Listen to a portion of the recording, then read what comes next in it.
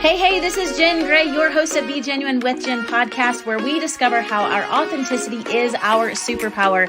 I am so excited you've joined me for today's episode. Let's get started.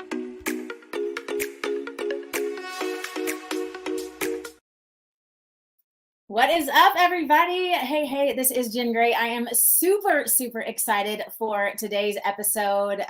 Just to get to introduce you to a great friend of mine. But before I bring him in, I want to introduce you to him. So I'm going to read a little bit about him, and then I will welcome him with us. But today we are diving into the inspiring journey of a man who embraced his reality of addiction and chose the hard journey of sobriety.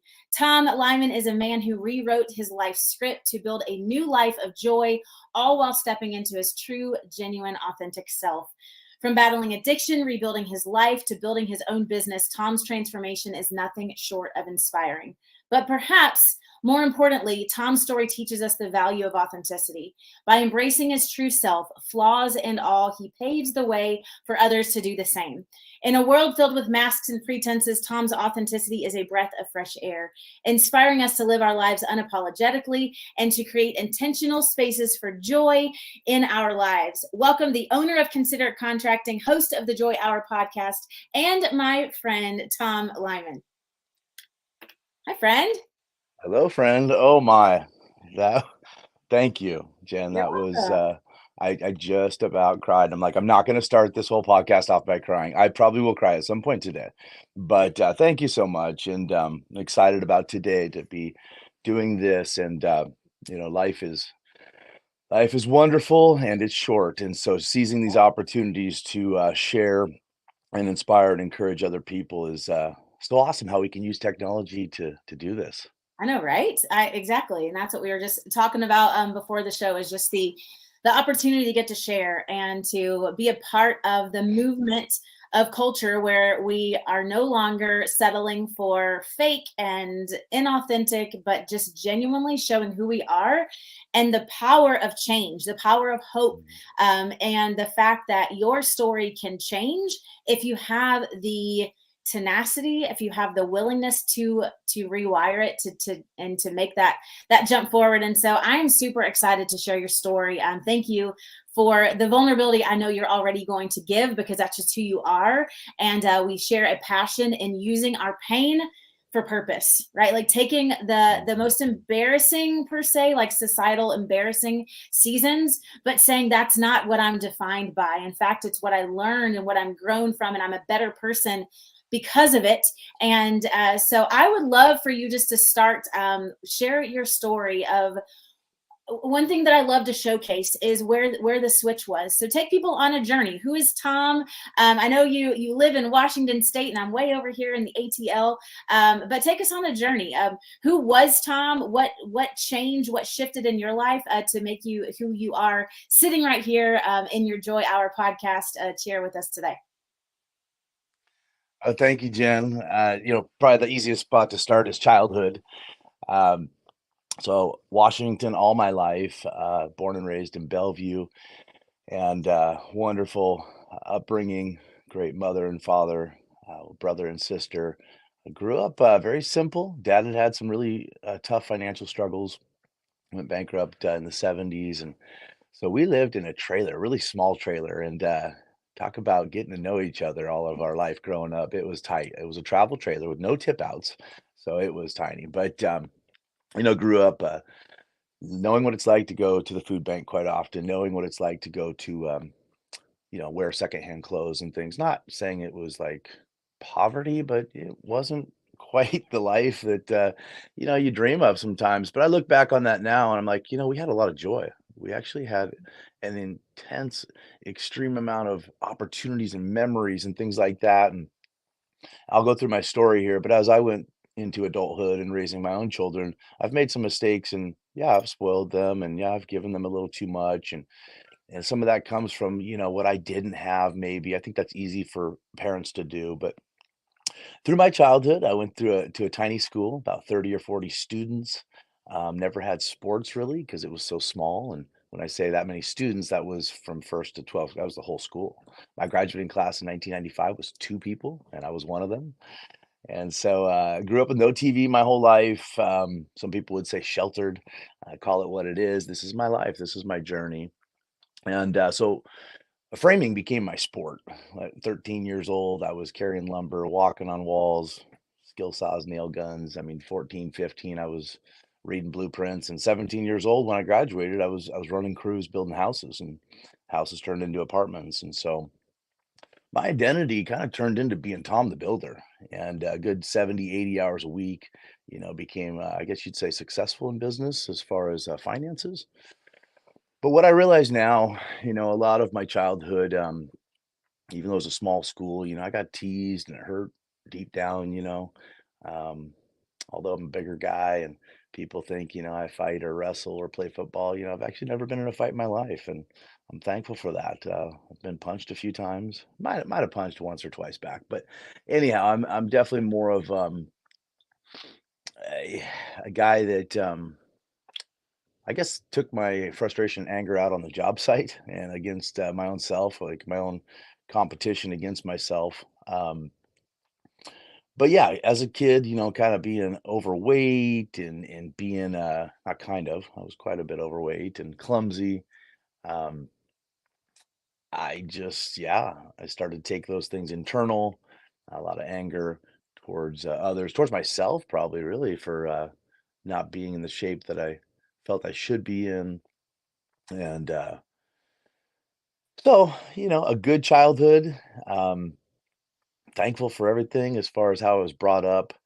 Um, I guess about 15, 16, some real transitional years there. I got my first car. I mean, got my license the day I turned 16, had my freedom, so I'd, dabble with things, smoking weed and cigarettes and started small like they always do. And then became a lifestyle, And so at 17 years old, I moved out and, again, my dad, being my boss, but, big company, there's about 100 people in the company, so although I worked for dad, I was really just a part of the team, not daddy's little boy, but I chose to and had to, earn that respect real quick, so I poured myself into it to show the world and to show myself and show others, like, I may be overweight, I may be clumsy, I may be ignorant in a lot of areas. I've never felt very intelligent with a lot of common sense. I'm real horrible at trivia. I don't do sports. I don't do politics, a lot of those things. And I'm still very much like Tommy Boy. I'm still that guy now. But I was uncomfortable with that. I was insecure and thought, I'm supposed to know everything about sports. I'm supposed to know everything about the finances and politics. And I don't know. I just had a real insecurity through my teens. So at 17 years old, I moved out, and my identity became a very successful framer and then general contractor later in life. But I think I was out to prove something and out to show I was good at something, that I had some value. And what an empty road it was. Took a lot of years to figure that out, but I had a lot of good times. I was really skilled at that, and I earned the respect of hundreds and hundreds of employees through the years. I'd study blueprints late at night and pour myself into those. So when you know the most on the project about how to build the building, people start to respect you pretty quick, especially if you're the first one there, last one to leave. And that's what I did, for a lot of years, 70, 80 hours a week. The second I got in my truck, I'd light up, I'd smoke weed, I'd go home, eat, sleep, get up and do it again. And through my teens, 18, 19, dabbled with other things, meth on the weekends, which all I did then was basically work on the house. And that was crazy, remodeling the house I lived in. But, I made sure I slept on Sunday because I was back at work on Monday, and, didn't do drugs at work, didn't drink at work, maybe a couple times. One time I smoked weed at work and never did that again, didn't get anything done. But through 18 or 17 years old through about 22 years old, work and money was my god and my idol, and, about 22 years old, I had a moment where it was, writing down everything I needed to do that week and feeling the pressure of bills and this and that, and wanting a nicer truck or whatever it was, the stress of my life at the time, relationship issues, things like that. And all of a sudden, my pen went to the top of the paper and it said, and I wrote real boldly, I need God in my life. Mhm. And at 22 years old, within a couple of months, God completely delivered me. I surrendered. And I mean, I was smoking 2 packs a day of Marbreds, cam filters, whatever. I mean, cigarettes are a hard habit to quit.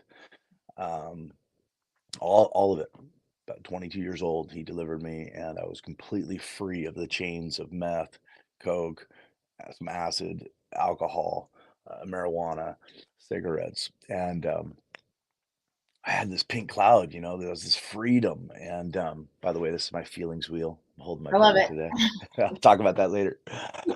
Um, so 22 years old, and so bought a little trailer, moved back to my dad's house, asked him if I could actually I stayed in his garage for a while, and then I moved into a little trailer I bought, real proud of it, and lived on his property there.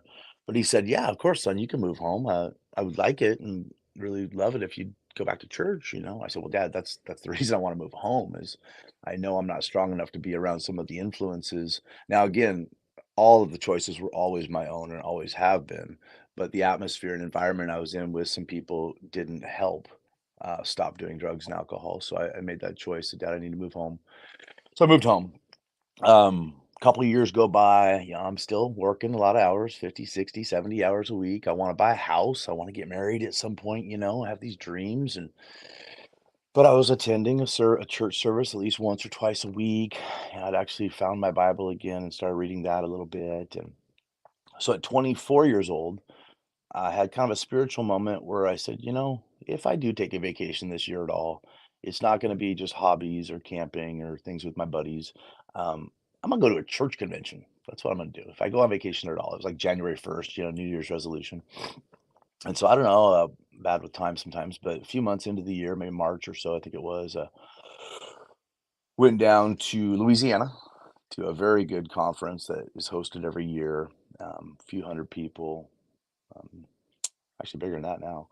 But, 2 buddies and I went down to a church conference for a couple days, and God spoke into my life. He called me into things like, working with others and service Mm. work, and he spoke into my life very boldly, very loudly, and I was unsure, like, what's that look like, with all my mistakes and all the things I've done. I'm not a minister, like, I'm not a guy that's gonna be in front of people with a microphone. I'm Tom the Builder, this is my identity, and what do you want me to do, God? And so it was kind of along the lines of a youth leader is what I was hearing or thinking.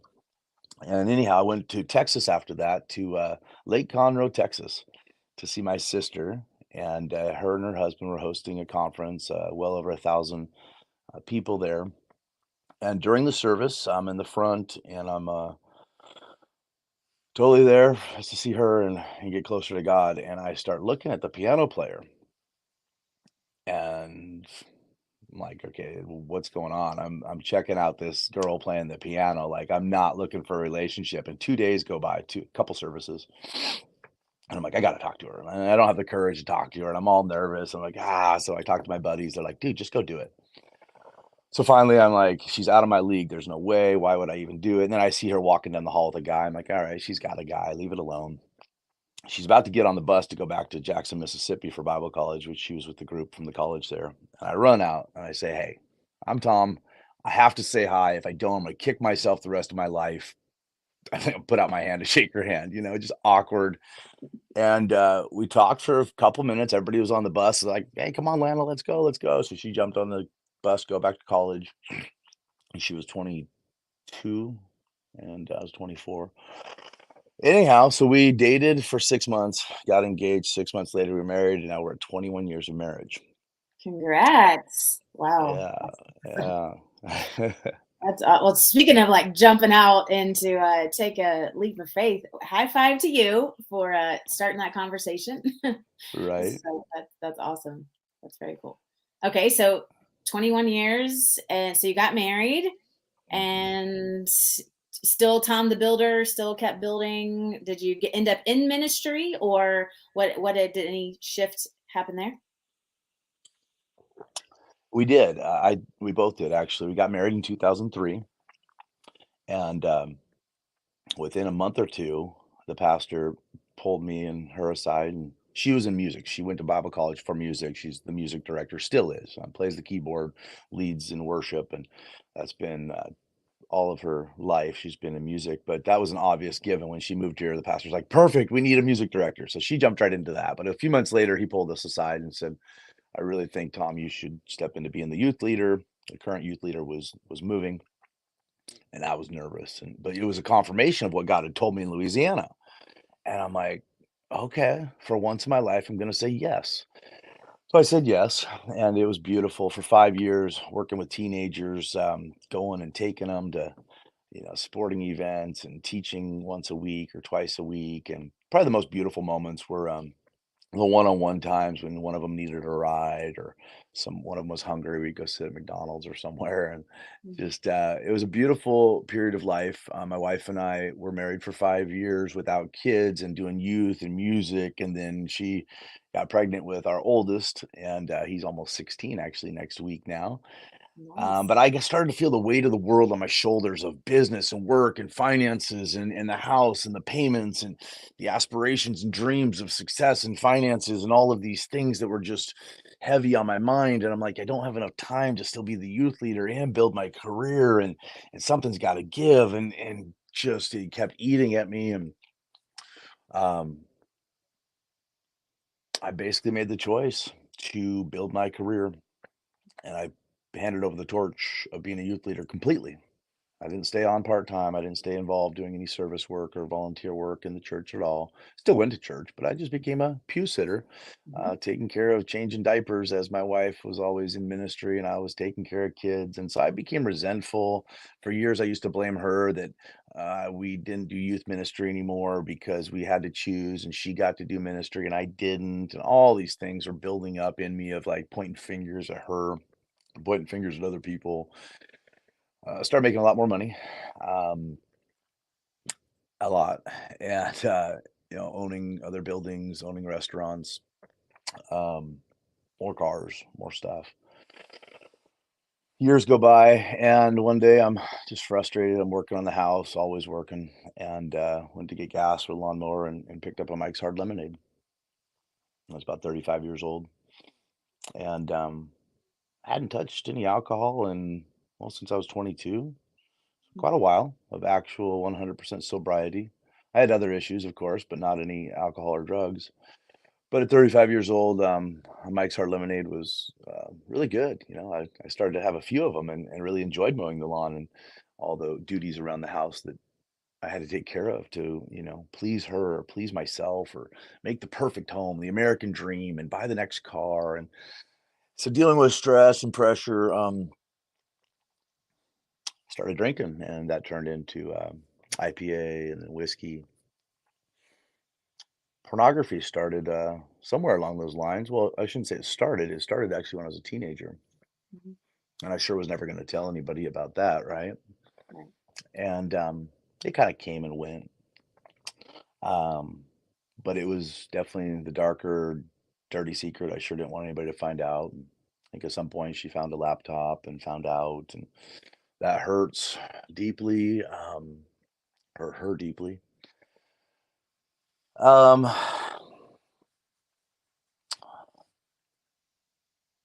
Alcohol started to be daily, um, highly functional. Nobody knows. I'm hiding it. I'm Tom the worker, so I'm working late. I got all these stories and reasons. And then I am working late, and I am drinking, and I am, yeah, all of a sudden in a full blown physical affair with another lady. And so that is another really dark secret that I'm never, never, never going to tell anybody. So I'm Tom the Builder. I'm Mr. Successful. I own buildings. I own restaurants. I can make people think what I want them to think. And so I hid the truth of who Tom was for years. But the problem was, God kept talking to me, and God never stops talking, and He kept loving me, and I kept feeling His Spirit. And yet every time He'd say, "Talk to your wife," I'm like, "I'm not going to do that.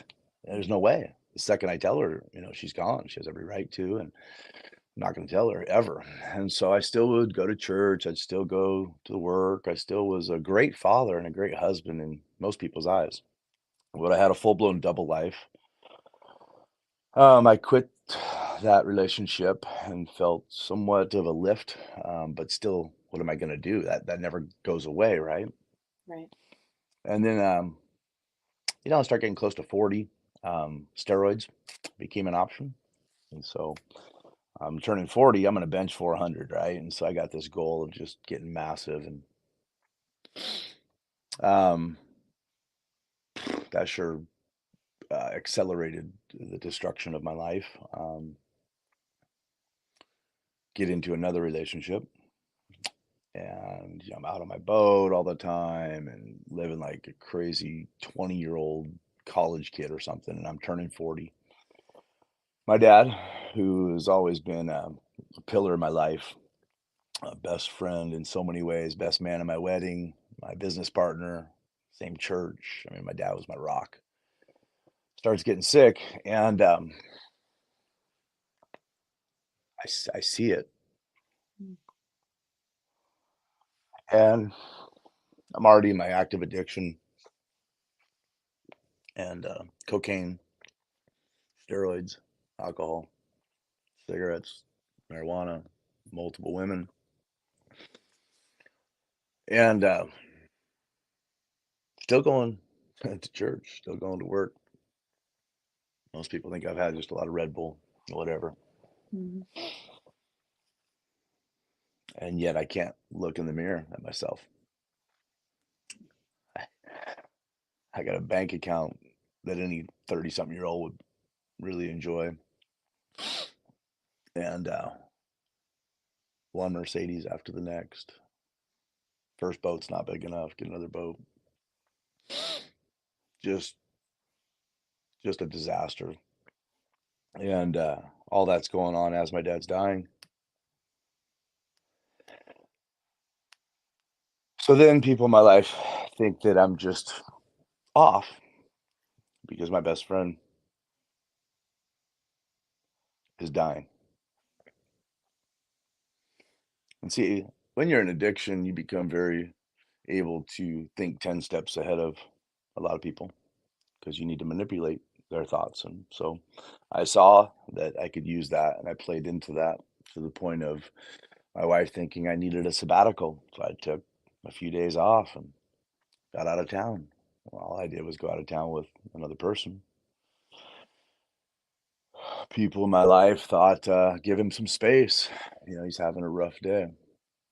Yeah, it was.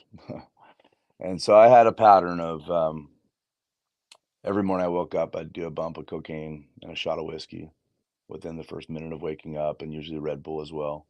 And all day long, every hour, I'd do a bump and do a shot, go to business meetings, go to work, fully functional addict. I got the success, right? I can go to the meeting and walk in, Tom, the builder, and talk about construction. And I mean, a lot of times I'm up 3, 4 stories in the air, rolling trusses and framing and building things and driving forklifts. But again, I'm not wasted. I'm just buzzed. I'm just, in the morning, I'm kind of buzzed. In the middle of the day, I'm kind of feeling it. And then the evening, when I am around my wife and kids, I'm wasted. Mhm. And the whole time, God's reaching for me. I'm in the shower, trying to get sober, nose is bleeding. I know something's going to happen. I'm going to die or something. I mean, just terrible. Drunk driving. I mean, I think I hit about 160 miles an hour one time in my car, whiskey in the passenger seat, just going, just raging. Of course, cocaine makes a person think I'm invincible, and just anger, just so much anger at myself. At the time, I thought it was everybody else's fault. And blame God for my dad dying. 2017. I'd go to the cemetery. I've been to the cemetery a couple hundred times. I'd go there and just scream at God and cuss at him, do drugs, drink. People were just giving me space because I was grieving. And it's all coming to a head. This is over the period of years and years. I started drinking when I was 35, started Coke and all those things about 39, about 40, 41. It's coming to a head. And my wife's asked me quite a few times, are you having an affair? No, no, no. I have an affair. I'm drinking. Sorry about that. I'll quit at some point. Um, but God keeps telling me, like, you're gonna need to tell her, or your life's gonna explode, You're gonna die. And just, I love you, son. I got a plan for your life, Tom. Mhm. But I gotta have this image. Tom's got to be in control. I got to control everything. And so anyhow, she finally asked me for the last time, and I went ahead and told her. And as soon as I told her, she said, "Call the pastor." And so we did. We went over there, and of course had a couple hours at their house, and he right away said, "Here's the number of a great person, counselor." And it was just crazy, crazy for the first few months. Didn't think it was going to make it. I don't see how she was going to make it through all of that. Um,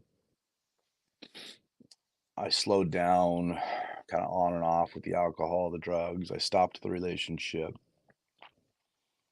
and I went to rehab for 30 days in North Carolina.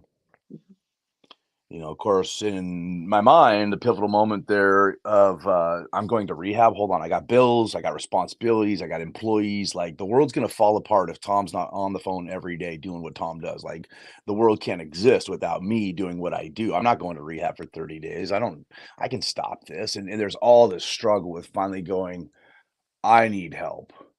And whenever I did that, and I would encourage anybody watching this, listening to this, the best thing in life has been when I've said, "I need help, and I don't got this, and I need help," and reaching up and reaching out, find that connection with God, find that connection with another human that loves you, but is not gonna love you and coddle you or enable you.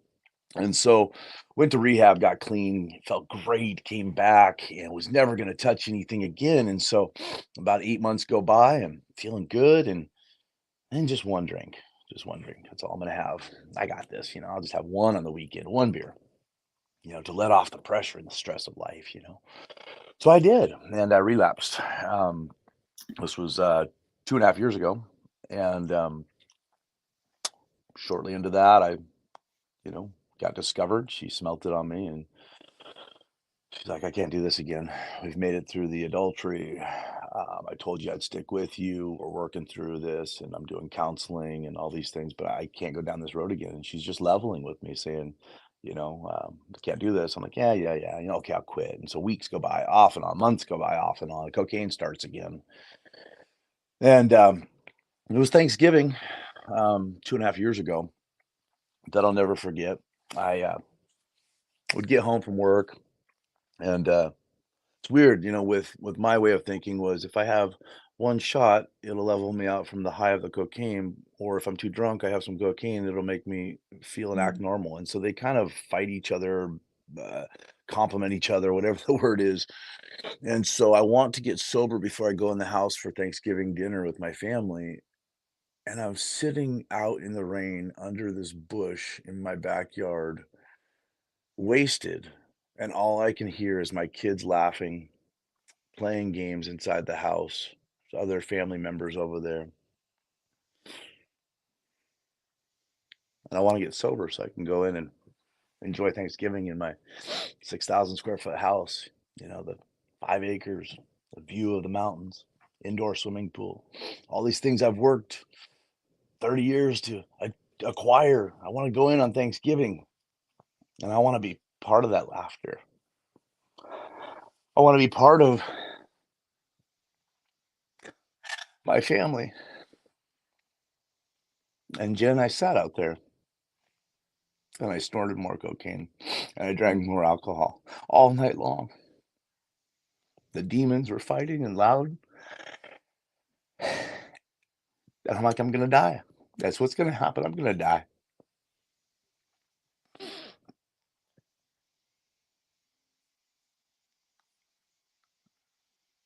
Sometime that night, I don't know when, finally, I crawl in and somehow I fall asleep, probably 2 or 3 in the morning. Nobody had seen me that night. And between Thanksgiving and December 1st, all hell broke loose.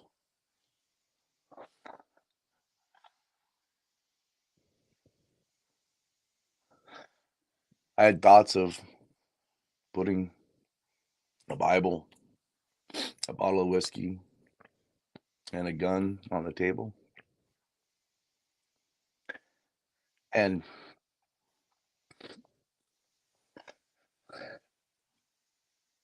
wondering which one I would go for.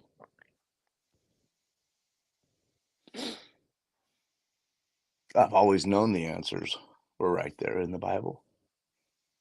It's not about church, the formalities and religion. It's about my creator was calling me. And even when I was high, he'd talk to me. Could hear his voice all the time. He's like, I got a plan for you, Tom. I'm like, no, I can't. I can't. It's not even possible. I've ruined it. Millions of dollars. Yay. Financial statement. Yay. For what? I can't play board games with my family on Thanksgiving. Like my life's just a joke. Just a freaking disaster. And lots of spiritual crazy moments of good and bad, whatever you want to call it, demons arguing, angels fighting for my life.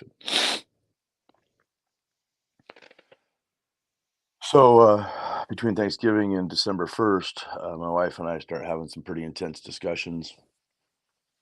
And she stood there in the garage and she looked at me and she said, Tom, it's been almost 20 years. I love you, the real you, Mm. but I've called the attorney and I'm leaving. And you're not going to see the kids again. I'm done. And I'm high and I'm drunk all the time. I mean, for like a few weeks, those last few weeks was just every waking moment I'm putting stuff in my body. Steroids, poking myself. I mean, just a mess. Because these secrets, she doesn't know the full extent. She doesn't know how deep I went with all the unfaithfulness.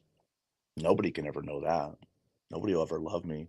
I want to be loved. I want to be important. I want to be valued. And nobody can know the real Tom. But God's like, tell your wife.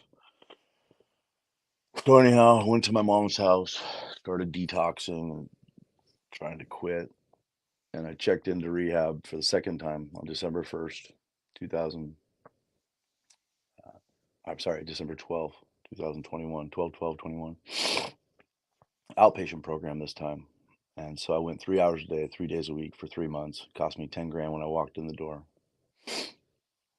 And I had to be on time. I had to obey. I had to say yes, ma'am, to the teacher. If I was late, I had to do a makeup class. I had to also do AA and NA meetings and celebrate recovery meetings and homework and read and tests, or not tests, but just homework. And God started working on me, and started really taking notes and telling myself, I'm gonna make this. I'm gonna do this.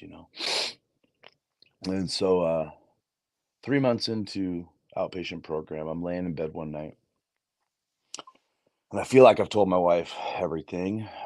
That's like the big stuff. And as little things come, I'm starting to tell her more and disclose more. Each time I do, I think she's finally going to say, okay, now I'm done. Now I'm leaving. And if she left, I mean, with the kids, I would be a full blown homeless addict, strung out right now, if not dead. I mean, she was very important, is very important to me. But the bottom line is I had to get the connection with me and God right first. I wanted to fix the marriage by fixing her and fixing me and all those things. And finally, I started to just really do the 12 steps and just, okay, I admitted I was powerless over alcohol. I admitted I was powerless over anger. I just started giving it to God and buying a lot of books, reading a lot of personal time, crying in the backyard, holding my Bible and just crying, just need help. So about 3 months in, I'm laying in bed one night and it clicked. I'm like, she's still here and the kids are in their bed and I've been sober for 3 months. How can I live this the rest of my life? Like, and God hit me so hard and I started singing, I got the joy, joy, joy, joy down in my heart. Where? Down in my heart, down in my heart to stay. I'm so happy. And so anyhow, started thinking about, happiness and joy. Money buys happiness. I had a lot of that, a lot of happy moments. But I was looking for joy. And so that started clicking in my mind, happiness, joy. Disneyland's the happiest place on earth when you're there. The roller coasters are great, cool, but 10 years later, you remember going to the park with a loved one, not Disneyland. There's a difference in joy and happiness. And so that all started going through my mind. And then it clicked. I'm like, well, I don't want to be sober and bored. I love parties. I love meeting people, right? And so what do I do with that? And God spoke. He said, Tom, you have a shop. Take your pool table from your house and ping pong table and take it to your office and tell people and call it joy hour instead of happy hour. Like, okay, try that. And so we did, my family and my in-laws and a few others. And we had about 30 people. Had a good time, just a great time. So let's do it next week. Went to 71 people. Third week, 107 people, which I'll never forget. That was my 107 sober day. Like, wow, that's weird. I'm a numbers guy. So that's like, Yeah. wow, God's saying something, right? 4 weeks after the thought, there's 200 people in the building. And since then, we've had 75 events and over 10,000 people come to something called Joy Hour.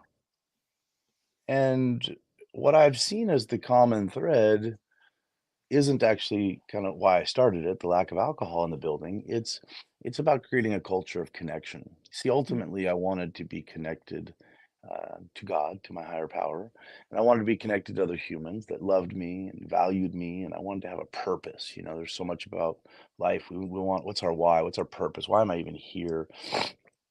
So, God gave the thought of one word, joy. And it's turned into a whole movement. A lot of people know it as the Joy Hour nonprofit movement. It's not. It's actually the Considerate Group. If you look us up, the Considerate Group is the nonprofit. Joy Hour is the big event. Of course, out of that, under the Considerate Group, we also teach behavioral changes programs. Um, we're just finishing in anger management. We've done drug and alcohol courses, cognitive life skills, parenting, financial literacy. Definitely lots of arms or branches of the Considerate Group. But again, I have no problem people knowing us as the Joy Hour Sure. movement. The Joy Hour is meant to be a worldwide vision. It is a worldwide vision. It's easy to talk about. I give these to people everywhere I go, gas stations, restaurants, elevators. It's easy to say, hey, it's bouncy houses and bingo and barbecue and free fun. It's a community block party. And Yeah. so with everybody, it means something different. And so being at all of these events for 2 years, the common thread I've seen is this longing for connection and longing to feel valued and important despite our failures, despite what we've been through, despite the mistakes. We want to still think that we're valued, we're loved, we're accepted, we're wanted. And the common thread in this event here has been that nobody's on their phone. Like, that's the most amazing thing I've seen. It wasn't the lack of alcohol. It was like I've watched thousands and thousands of people come to this atmosphere. And I look around from the 2-year-old to the 80-year-old, and it's a wide range. And it's more for adults than it is kids, by the way. Although we have bouncy houses, believe me, Yeah. out of 2 years and seeing all of the ages, all of the nationalities, demographics, whatever you want to call it, Mhm. mostly for adults because we long for connection and we long for feeling like a child, the heart of a child. What did you want to be when you were growing up? Okay, well, maybe you didn't go down that road because you got pressured to make more money, but what's your heart? You want to be an artist? You want to be a veterinarian? You want to be a musician? What did you want to be? And so going back to our heart, I'm kind of rambling here, but my heart, I had a tender heart when I was a kid. I Mhm. got teased and bullied a little bit, and then I got bitter and angry. I'm like, forget you. I don't need you. I'll show you. And I went out and, the first few months of working, I lost 40 pounds. I started getting, in good shape, got a truck, got money. I was somebody, man. I'll show Yeah. you. Here's Tom Lyman, and then that went to pride. Mhm. There's three things in life: lust of the flesh, lust of the eye, and the pride of life. And so if you look at a person's heart, and you start saying, what's their why? What's going on? The influencer, that's the influencer for what? What's your why? What are you doing it for? Like money? I mean, money is definitely a big god. I Mhm. worshiped it for many, many years. But For ultimately, I think we get to a point in life, I hope every one of us do. I took 44 years to get here. Oops. you know, like it's life, it's my story, Yeah. but I bottled up my feelings for a long time, and now I don't.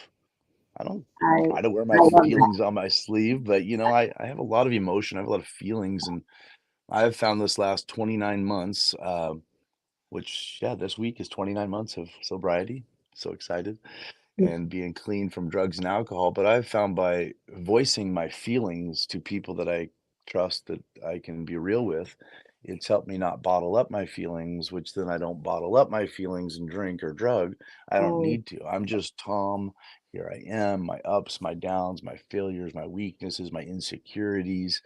Um, Life is short. Like, I don't need to do anything other than strive every day to be a better husband, a better father, a better business owner, a better friend. I still got a long ways to go. I know that, but doing it with a clear head and a clear way of looking at life in a sober way is so important. for sure. I'm very anti-alcohol, but I'm also a no judgment guy. Each person's on their own journey. You figure out what's working for you. But for Tom, one is too many because it Mhm. turns into a big problem. And Yeah. so, I don't say, "Hi, I'm Tom, I'm an addict." I say it like this: "I'm Tom. I'm in recovery from a lot of addictions, and every day I have a choice, and I live it not even one day at a time. I live my life one choice at a time, 1 minute at a time, and it's worked, and I love it. I continue to Yeah. invest, put thousands of hours, thousands of dollars into personal development and personal recovery, and do my best to encourage men and women to find your circle, find your safe squad of people, whether it's one or two or three, whatever, and start to be open, start to be real, start to say, here's me, and I fell down again, and I'm embarrassed, but here's me, and because here's what matters. Just like whenever you put in your phone where you want to go, you type Mhm. in two things. It's where do you want to go? And it needs one more piece of information. Where are you now? Your GPS will never say, "Where were you yesterday?" That's good. It's not part of the equation. And That's God doesn't care either. Don't mm-mm. matter what you did yesterday. Where are you right now? And where do you want to go? I'm 260 pounds right now. I want to be 240. At least I know I got a 20-pound goal. Right? If I don't step on the scale, then I don't know where I'm at. And stepping on that scale is so important in spiritual and mental and physical areas. But I hope that kind of You're tells yes. the First of story all, of thank you. that. And yeah. Yeah. Thank you for showing us your journey so someone else can grow from it. And I know that's your heart, right? There's so much pain, but there's so many things that came to mind as you were sharing. And one of it I just like spoke so deeply was how you saw God even when you're making choices that we would think that God would be shunned by, like he would shun us from, he wouldn't want anything to do with us because we're underneath a bush making every choice when our family's inside, right? Like we could feel ultimate shame, we could feel so alone, but like to know that's not how God acts. That's not how God loves. God loves you and he cares about you and he will go after the one when he's got 100 because he Mhm. so wants our heart and all of our hearts because the fact that we're created on purpose for a purpose, and that doesn't change based on the decisions that we make. It's in place because of who he is. And I think that's what's it's hard to feel that when you are disappointing yourself, right? It's Yeah. hard to find, like you said, you're like, how on earth is my life going to be used for anything, right? Like I'm barely even Mhm. functioning, like I'm an embarrassment to I've been there, right? I've felt, I'm like, how can my kids love me? I've made choices that I'm not proud of, right? Mhm. And grace is so real, Yeah. and each moment is a new moment. And something else that you said I wanted just to point out is just the fact that we are one choice away. We're one choice away from absolutely changing who we are and finding the right people, finding that why, and realizing the fact that you are still breathing means you're not done, right? Mhm. You get to Yeah. choose, you get to decide, you get to move forward. And that your story is so powerful because for so many reasons.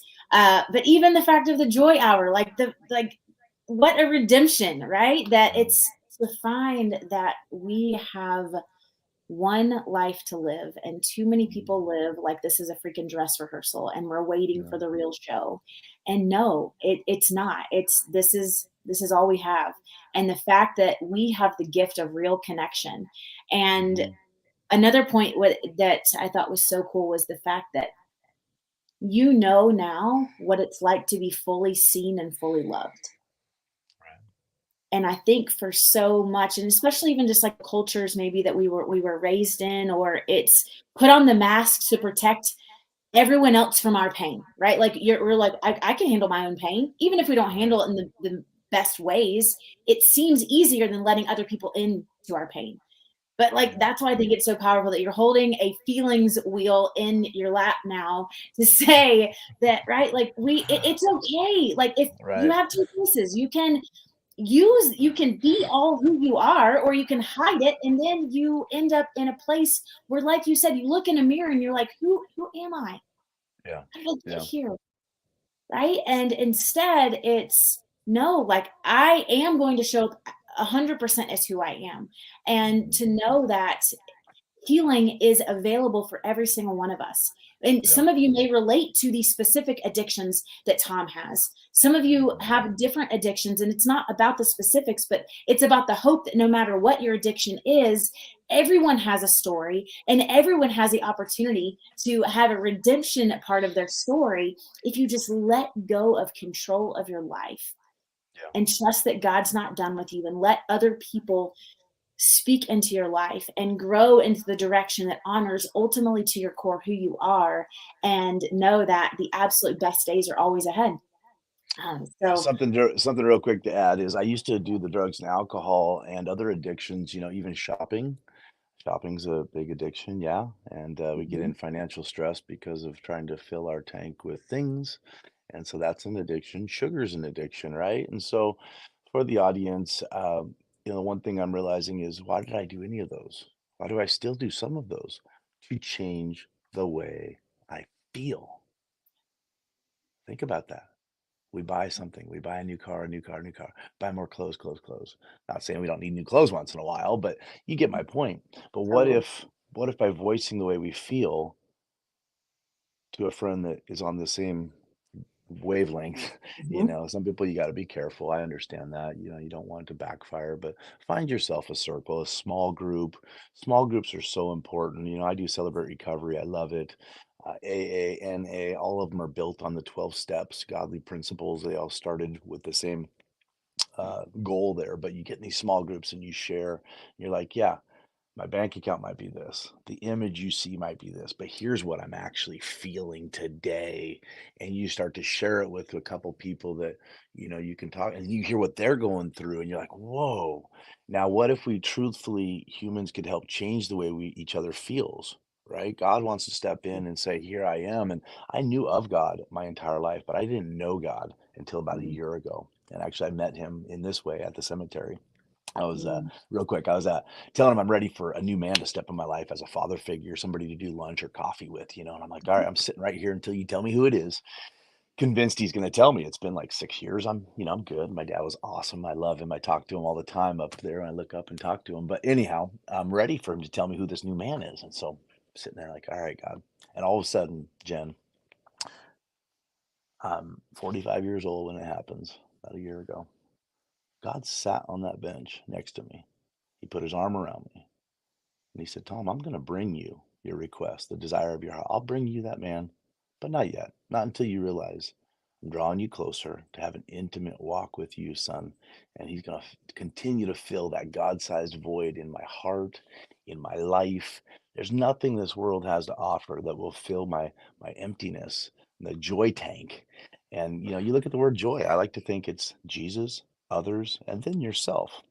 But for so many years, I had Tom first, others second, and then God somewhere in my life. I don't know.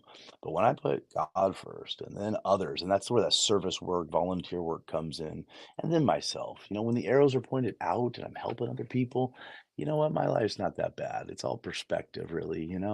But the small mhm, group settings are beautiful. Find that intimate walk with God and let Him speak fresh life into us and say, when you were young, I told you this. I'm still telling you this. I'm here for you. As long as there's breath, there's hope. We make mistakes, we fall down. But the most important thing is we're supposed to take those life experiences and guess what? Talk about them. We're supposed to share our story. And that's something I learned in rehab when people walk in the door. It's hilarious. We're in there and hundreds of people. People walk in and you don't say, "Hey, what do you do for work? You know, what's your successes? What's your bank account? What car did you drive?" No, probably didn't even drive a car. You're in rehab. Somebody dropped you off. So the question is when you see people is, "What's your story?" Like we just Yeah. get real quick. What's your deal? How'd you get here? And so I Right. brought that out of rehab into my day-to-day life. And so even at networking events, it's not like, "Hey, I'm Tom, I'm a contractor. Here's all my successes." It's, "Hey, I'm 29 months clean and sober and I'm learning about myself and I'm working to help others." And people are just shocked when I do that. It's like, "Well, you asked who I am. My identity is not a construction guy. That's Yeah. my job. But my identity is in the goodness of God and what He's done to redeem my life. My marriage is beautiful. Is it perfect? No, but it's doing really good. Yeah, Yes. my relationship with my kids is doing really good. He has done the miraculous in my life. And again, as long as there's breath, there's hope. But I think ultimately, what is there is a void that we can always try and fill with stuff. But at Mhm. the end of our days, and hopefully not the end, but we find this moment where it's just us and God. And I find him a lot in nature, walking Mhm. outside, listening to the birds, things like that, one-on-one time without my phone and with just a Bible in my pocket or in my hand. And so as long as there's breath, there's hope. This is what's worked for me. Yeah. Again, everybody, I respect your journeys. I respect what you're going on. I got along great with a guy in rehab. He was an atheist. That was kind of awkward, Mhm. but we got along great. We found common ground, and we sat in class together for a few weeks or so, and actually a couple of months. But you know what? I love everybody. I love your different ways of going through your journey. This is what's worked for me.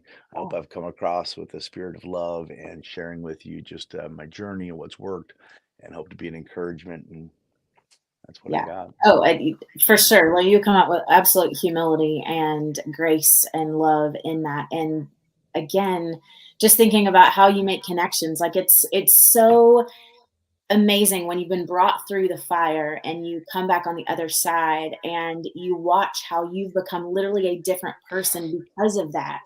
And that's where I love that it didn't cause you to go and hide yourself and go and separate your world. In fact, you're now way more in front of people, leading out on a movement about joy and connecting people. But I think what's so amazing is that you're building it on the new person that you've become, that God has created you through that fire, right? Like that Mhm.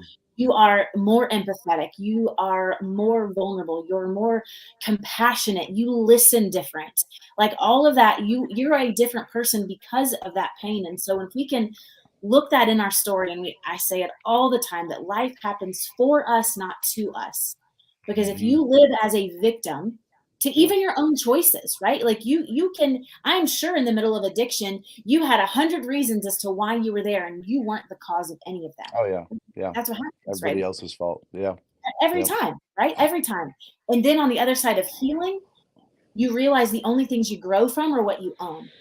And so you're like, I'm going to own this because I'm going to Mhm. grow from this. And the only way I grow is to put it out there and, Yeah. not airing your dirty laundry, necessarily. And I know there's a lot of other details to your story that it wouldn't be helpful to share, right? It's not helpful for you to Mhm. share, but even the layers that you shared today, so that people can connect, so that Yeah. someone else can see, oh, these aren't just two perfect people that have these perfect lives telling us to go be Mhm. genuine.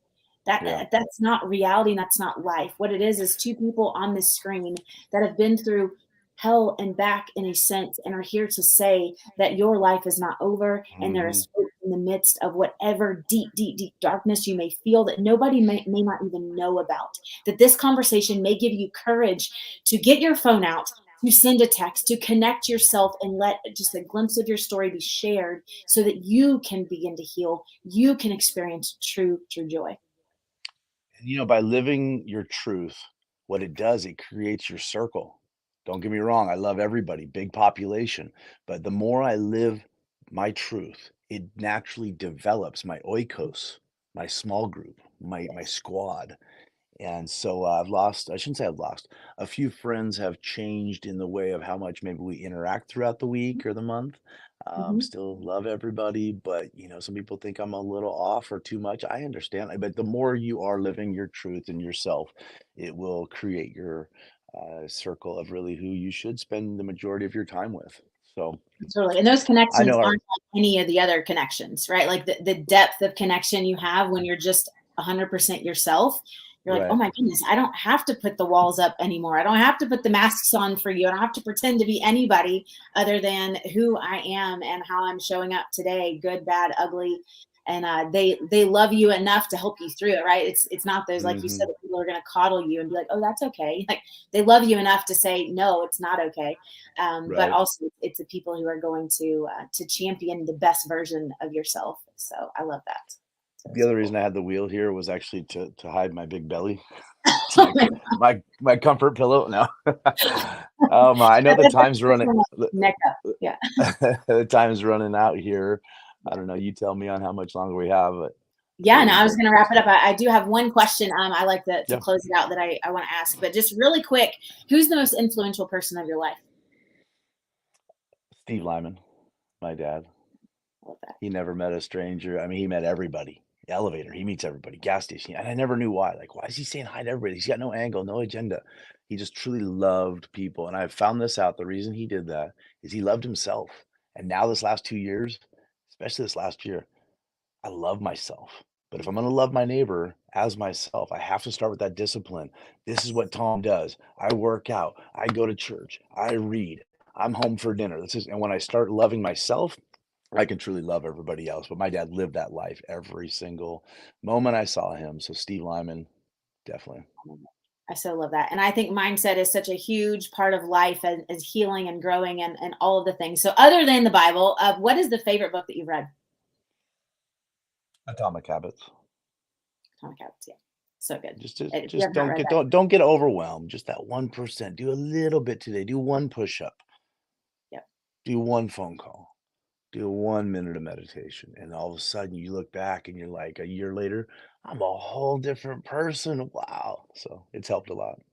I love that. That's so good. The Slight Edge is a similar book, and I read both of those, and that was definitely the same mentality. It's like it's not this big, massive A to Z jump. It's just the little A to B, B to C type changes and shifts in our life. And last question: the theme of this whole podcast is about our authenticity. And so, what does your authenticity? When I say that your authenticity is your superpower, what does that mean to you? It means hope for others, to encourage them to be themselves. I mean, just to start a conversation maybe they haven't had ever, to start a conversation they never thought they would have, to open a glimpse of hope.